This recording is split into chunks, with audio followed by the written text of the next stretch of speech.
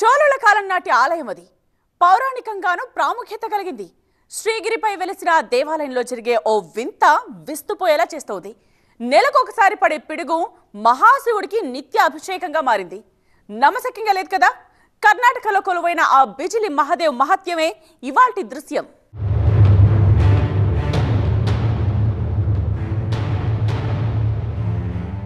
దేవుడు విద్యుత్ శక్తి లాంటివాడు. విద్యుత్ను ఒకసారి చూపించమని అడిగితే ఎవరూ చూపించలేరు. బెట్టడపురలో ఉన్న సిడ్లు మల్లికార్జున స్వామి ఆలయ రహస్యం కూడా ఇంచుమించు ఇలాంటిదే.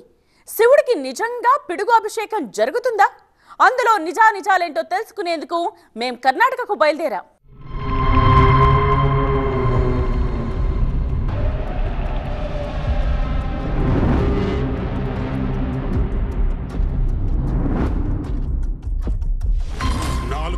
మెట్లు ఎక్కాక ఎలాంటి ప్రాంతం అంటే పెద్దగా ఎవ్వరికీ దీని గురించి తెలియదు.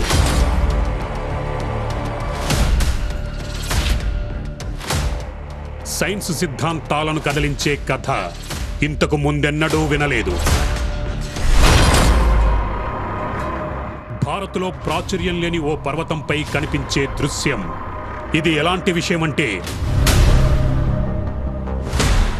దీని అన్వేషణ మా ప్రాణాలకు ప్రమాదం కావచ్చు. అయినా మేము ఆ శిఖరంపైకి వెళ్లేందుకు సిద్ధమయ్యాం. ఆ శివాలయాన్ని చూసేందుకు ఆకాశం నుంచి పడే పిడుగు అక్కడి శివలింగం చుట్టూ ప్రదక్షిణ చేస్తుందంటారు. మీరు విన్నది నిజమే. ఆకాశం నుంచి పడే పిడుగు. सिडिलू मल्लिकार्जुना मंदिर, यही नाम है उस मंदिर का जिस मंदिर को लेकर दावा है कि पहाड़ के ऊपर अचानक से जब बिजली गिरती है आसमान से तो वो बिजली सीधे उस मंदिर के ऊपर ही गिरती है। फिर मंदिर के चारों तरफ वो चक्कर काटती है, भगवान शिव का अभिषेक होता है और फिर वो बिजली दिखनी बंद हो जाती है।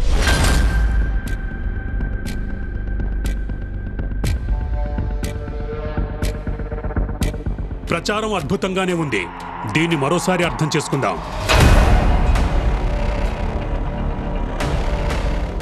పర్వతం పైన నిర్మించిన ఈ పౌరాణిక శివాలయంలో రాత్రి సమయంలో పిడుగు పడుతుందన్నారు. దాని మెరుపు గర్భగుడి వరకు చేరుతుంది, శివలింగం చుట్టూ తిరుగుతుంది, తర్వాత ఆగిపోతుంది. ఇది నిజంగా సాధ్యమేనా?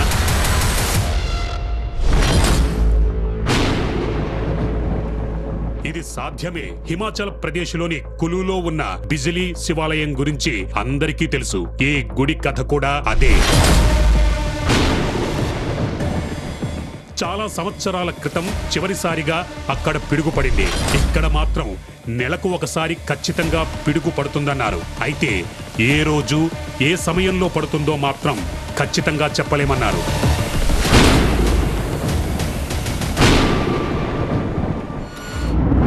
మేము కర్ణాటకలో మైసూరుకు 80 కిలోమీటర్ల దూరంలో ఉన్న బెట్టడపురు సిడ్లు మల్లికార్జున స్వామి ఆలయం దగ్గర ఉన్నాం.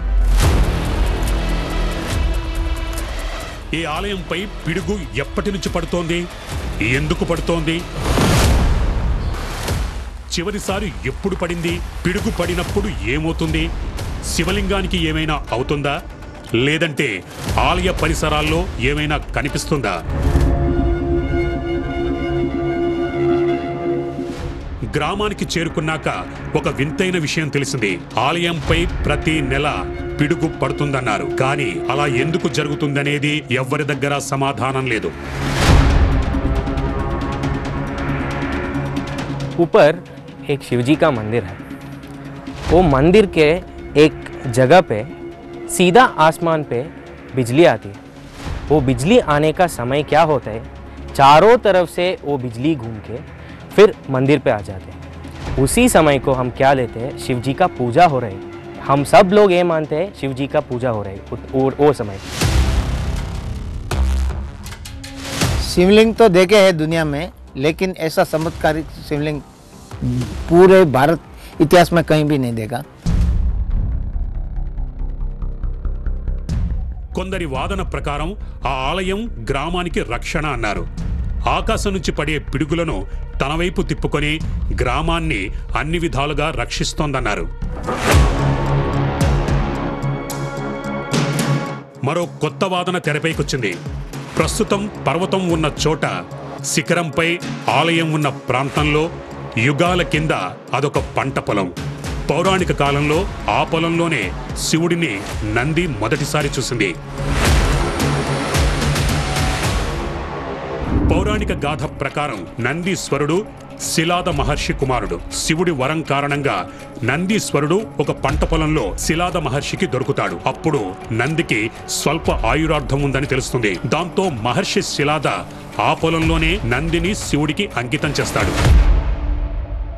ఆ పొలంలో ఉన్న ప్రదేశంలో వెలసిన ఆలయంలో ఇప్పటికీ ఆ నందీశ్వరుడు శివుణ్ణి పూజించేందుకు వస్తుంటాడని చెబుతారు. నంది కథపై ఇక్కడి వారికి చాలా నమ్మకం ఉంది. మేము దాన్ని తిరస్కరించాం. అప్పుడు వాళ్ళు ఏం చెప్పారంటే, శిఖరంపైకి వెళ్ళినప్పుడు సాక్ష్యం కనిపిస్తుందన్నారు. అక్కడ నందీశ్వరుడి ఆధారాలు దొరుకుతాయన్నారు. కానీ నమ్మకం ప్రకారం ఈ ప్రాంతం యుగాల నాటిది. ఏ కాలం నాటిదంటే, అప్పుడు ఇక్కడ పర్వతం లేదు, ఎత్తైన మైదానం లాంటి పీఠభూమి ఉండేది. అక్కడ ఒక శివాలయం ఉండేది. ఆ పురాతన ఆలయ అవశేషాలు ఇప్పటికీ ఈ పర్వతం లోపల ఉన్నాయంటారు. भगवान शिव का ये मंदिर जिस पहाड़ के ऊपर है, असल में उसकी जो संरचना है, उसका जो स्ट्रक्चर है, वो बहुत अजीब है. कहते हैं कि ऐसा इसलिए है क्योंकि ऊपर जो एक मंदिर दिख रहा है, उस मंदिर के नीचे भी एक मंदिर है जिसे आज तक किसी ने भी नहीं देखा. ఆలయానికి చేరుకునే మార్గంలో ఇది ముఖ్యమైన స్టాప్. ఒక స్తంభంపై అద్భుతమైన నందిమూర్తి ఉంది. స్తంభం కింద కన్నడ భాషలో ఏదో రాసుంది. ఇక్కడే ఒక గుర్తు కూడా ఉంది. దీన్నే నంది సాక్ష్యంగా గ్రామస్తులు పిలుస్తున్నారు.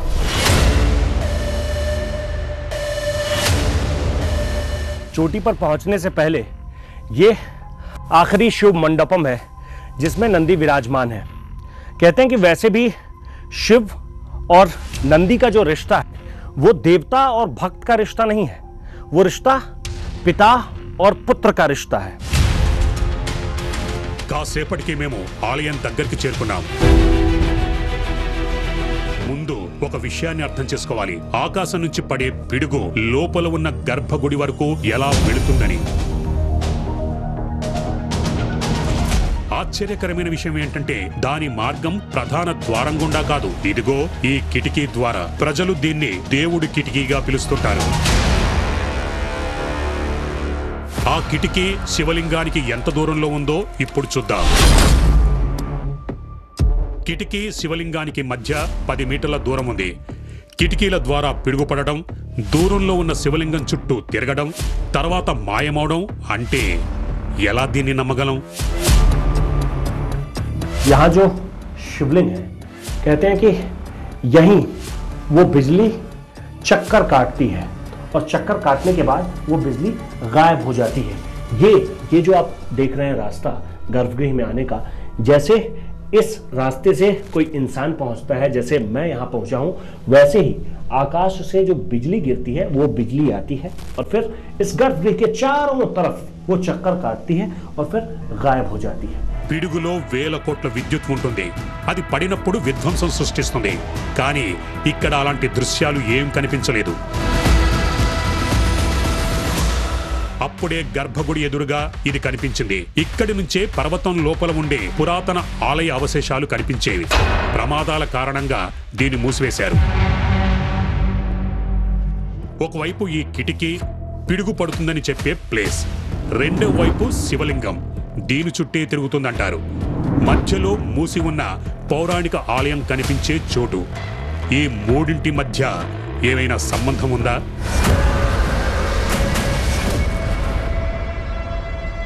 బెట్టడపుర పర్వతం ఒక వివిక్త శిఖరం. ఇతర పర్వత శ్రేణులతో దానికి ఏమాత్రం సంబంధం ఉండదు. అందుకే ఆ కొండ శిఖరంపై కనిపించే విచిత్రం వింతగా అంతు చిక్కకుండా ఉంటుంది. ప్రజల నమ్మకాన్ని పక్కన పెడితే ఆ కొండపై ఏదో తెలియని మర్మం ఉందని మాత్రం అర్థమవుతుంది.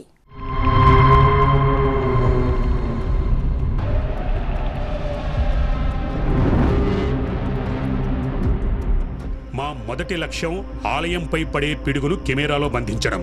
దానికోసం మేము పైకొచ్చే ముందే దూరంలో ఓ కెమెరాను అమర్చాం. పర్వతం మొత్తం కనిపించేలా రికార్డ్ చేస్తుంది.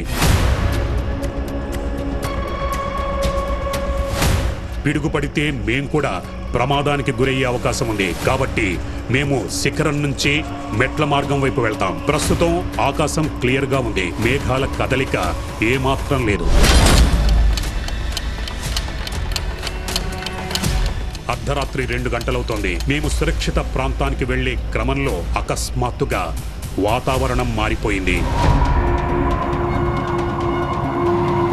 ఏ క్షణంలో అయినా పిడుగు పడొచ్చు. కాబట్టి మేము మెట్ల అంచున నిలబడ్డాం. కాసేపు గాలి బలంగా వీచింది. తర్వాత అంతా నిశ్శబ్దంగా మారింది.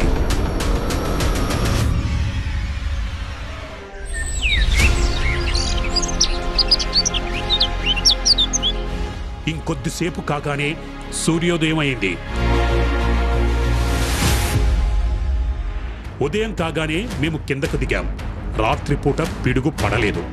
గ్రామస్తులు చెప్పిన దాని ప్రకారం పిడుగు పడేందుకు 25 నుంచి 30 రోజుల గ్యాప్ ఉంటుంది. దాని ప్రకారం రాత్రి పిడుగు పడాలి. గందరగోళం మధ్య మెట్లు దిగుతుండగా మెట్ల దగ్గర ఒకటి చూశాం. పశువుల మేతలా అనిపించింది.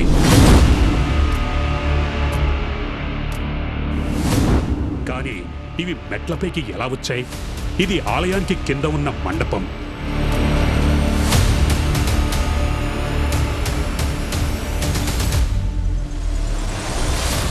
నిన్న మేము కాసేపు ఇక్కడ కూర్చున్నాం.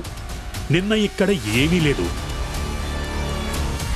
चोटी पर पहुंचने से पहले ये आखिरी शुभ मंडपम है जिसमें नंदी विराजमान है. రాత్రికి రాత్రి మేత ఎలా వచ్చింది?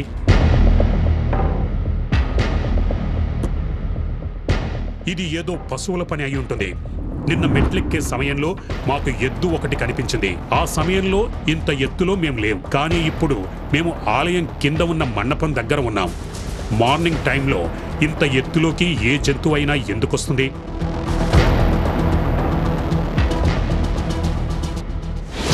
గడ్డిని చూస్తే జంతువు ఏదో తిన్నట్టుగా ఉంది.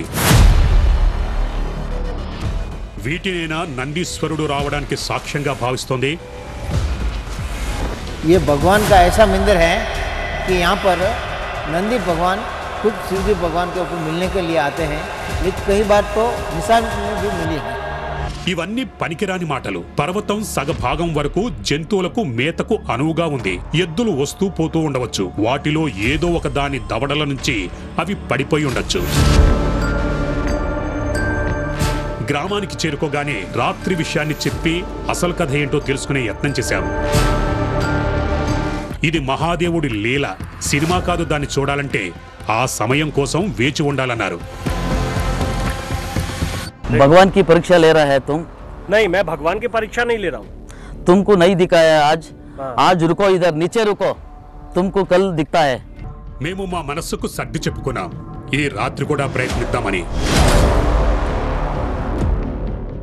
మెట్లపై కనిపించిన మేత గురించి కూడా అడిగాం. మేము ముందే అనుకున్నాం నందీశ్వరుడితో పోల్చి చెబుతారని. అదే జరిగింది. आप लोग किधर क्या क्या क्या देखा है? वही नंदी महाराज आने का संकेत है. మేత విషయాన్ని పక్కన పెట్టి మేము మళ్ళీ కింద ఉన్న మెట్ల మార్గం దగ్గరికి చేరుకున్నాం. ఈ రాత్రి మరోసారి ప్రయత్నిద్దామనుకున్నాం.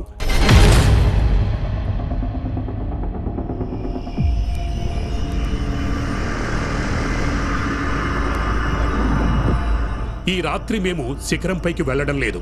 కిందనే ఉంటున్నాం. పిడుగు పడితే ఎలాగైనా శబ్దం వినపడుతుంది. आज की रात हम यहीं बिताने वाले हैं. हमारे हाथ में ये GoPro कैमरा है. इस कैमरे को हम लगाकर छोड़ देंगे और देखेंगे कि क्या वाकई में ऐसा होगा जैसा लोग बहुत भरोसे के साथ, बहुत दावे के साथ कह रहे हैं. గోప్రో కెమెరాను నిన్న రాత్రి ఎక్కడ ఉంచామో ఇవాళ కూడా అక్కడే పెట్టాం. నిన్నటి మాదిరిగానే పర్వతం మీద ప్రతి కదలికను గమనిస్తుంది. ఇవాళ కూడా ఆకాశం పూర్తిగా క్లియర్గా కనపడుతుంది. నక్షత్రాలు ప్రకాశిస్తున్నాయి. వాతావరణం మారే అవకాశమే కనిపించడం లేదు. రోజంతా తిరిగిన కారణంగా అలసటగా ఉండటంతో కాసేపటికే కునుకు పట్టుకుంది. కెమెరా పర్సన్ దూరంలో పడుకున్నాడు. కెమెరాను మాత్రం ఆన్లోనే ఉంచాం. అప్పుడే ఒక శబ్దం మేల్కొనేలా చేసింది. ये कैसी आवाज आई? ये कैसी आवाज है? कैसी आवाज है? మేము వేగంగా గోప్రో కెమెరా వైపు పరుగులు తీశాం. బహుశా పర్వతంపై పిడుగుపడి ఉండొచ్చు.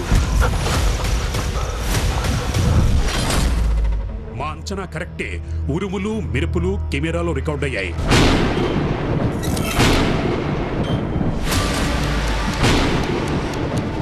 ఏ శబ్దం కారణంగా మేల్కొన్నామో అది పర్వతంపై పిడుగుపడిన శబ్దం. ఆలయంపై అయితే పిడుగుపడింది, కానీ శివలింగం చుట్టూ ప్రదక్షిణ జరిగిందా లేదా అన్నది చూడాలి. ఉదయం శిఖరంపైకి వెళ్ళి దాని అర్థం చేసుకునే ప్రయత్నం చేస్తాం. నిజంగానే పిడుగుపాటు మెరుపులు శివలింగం చుట్టూ తిరిగి ఉంటే అక్కడ కాలిపోయిన గుర్తులుండాలి. ఖచ్చితంగా ఏదో ఒకటి జరిగి ఉంటుంది. గర్భగుడిలో అంతా సాధారణంగానే ఉంది. శివలింగం కూడా అలాగే ఉంది. దగ్గరలో ఎలాంటి మెరుపులు పడ్డ ఆనవాళ్లు లేవు. रात के वक्त में कैमरे में जब हमने देखा कि बहुत तेज बिजली चमक रही है, जब ऐसा दिखा तो हमने फिर से ये तय किया कि हम ऊपर आएंगे, लेकिन मंदिर के किसी भी हिस्से में हमें ऐसा कुछ भी नहीं दिख रहा है जिससे हम ये मान लें कि यहाँ कहीं भी आसपास में बिजली गिरी होगी. किसी भी हिस्से में नहीं है.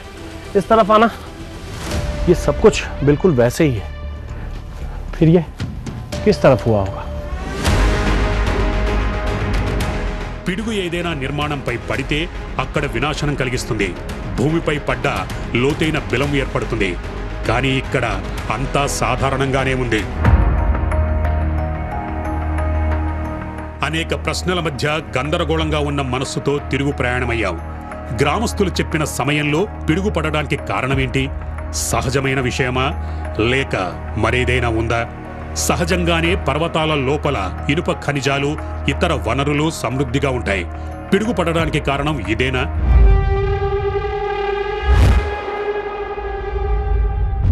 గ్రామస్తులు కూడా చెప్పారు, పర్వతం లోపల ప్రాచీన ఆలయానికి సంబంధించిన అవశేషాలున్నాయని. నెల నెల పిడుగు పడడానికి కారణం ఇది కాదు కదా. एक ही जगह पे बार बार वज्रपात इस वजह से होता है क्योंकि वो एरिया जो है वो किसी ऊंचाई पर होता है. तो इस वजह से क्या होता है कि वहाँ पे जो है जब वज्रपात होता है तो उसमें नेगेटिव चार्ज जो होते हैं हमारे बादलों में, वो एक पॉजिटिव चार्ज ढूंढने का प्रयास करते हैं ज़मीन पर, जिसके कारण वहाँ पर वज्रपात होता है. और चूंकि वो जगह ऊंचाई पर है, वहाँ पर अक्सर वज्रपात होते रहेंगे. కారణం ఏదైనా కావచ్చు. మహాశివుడికి చెందిన ఈ దృశ్యం నిజంగా అద్భుతం.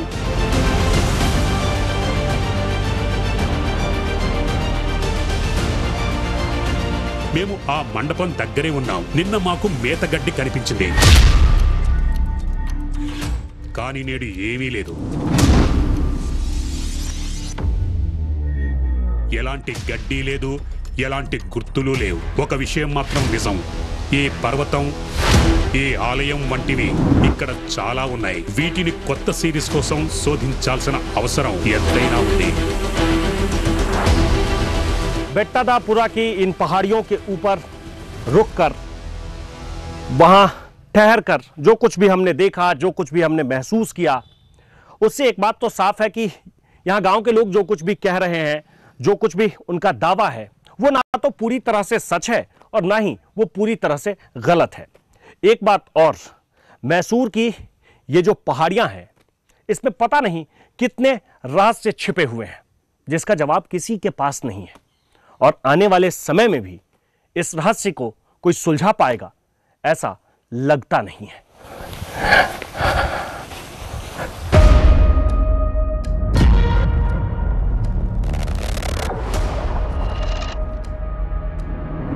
ये भगवान का ऐसा मंदिर है कि यहाँ पर नंदी भगवान खुद शिव जी भगवान के ऊपर मिलने के लिए आते हैं.